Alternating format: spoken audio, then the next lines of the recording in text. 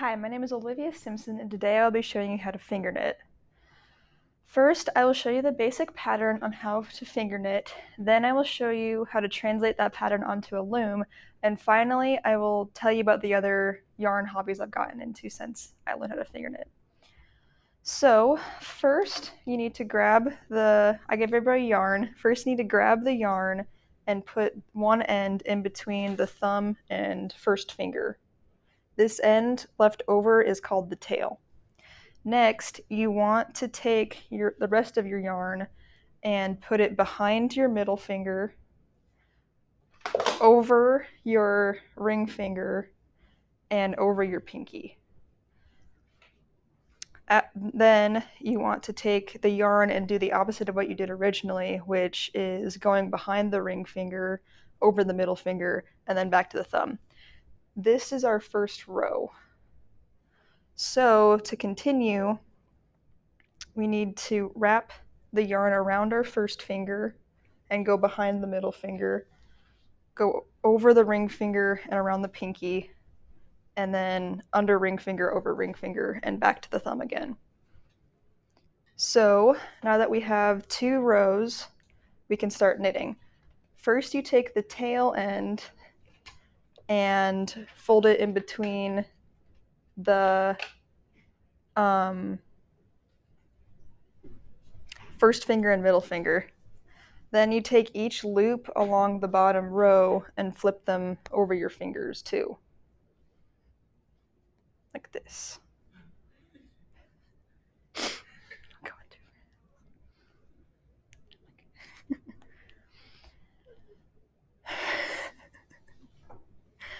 And then for the third row, wrap around the first finger and just go back and forth once again. And then flip, flip, flip, flip, and that's another row. To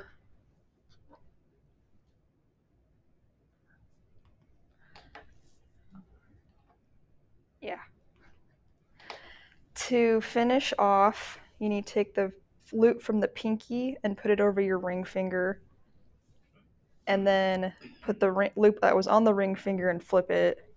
Take that loop again, put it over your middle finger, flip it. Take that loop again, put it on your first finger, and flip it. Then to complete it all, take the working yarn that you had left and put it through that loop and pull. It's very small. And you're done.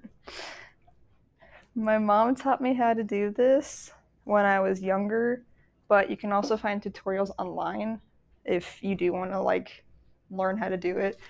I found a YouTube channel called Needle Pointers that had the same pattern as me, because I went a little fast.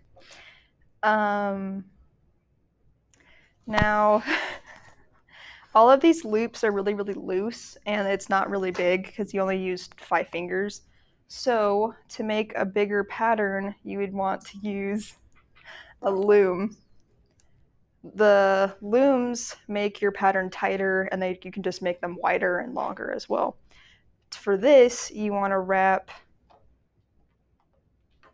the tail end around this peg that sticks out, and then go to the right, behind the right, and then back and forth until you get the width that you want, and then, back around. And it's just the same pattern as before. Sometimes when you're using the loom, though, the pattern gets a little tight, or the yarn gets tight because you're just going back and forth and braiding and all that. So I find that a crochet hook helps a lot with that too. It just makes it easier to use.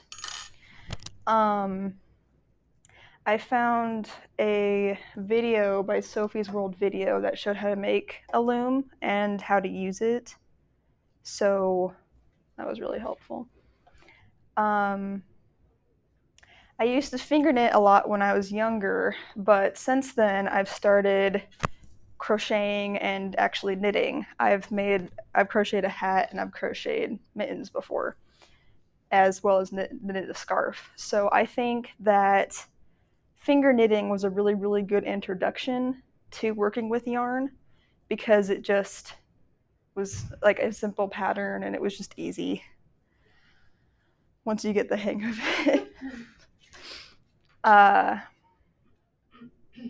In conclusion, I showed you how to finger knit, how to finger knit on a loom, and other hobbies I've done since I learned how to finger knit.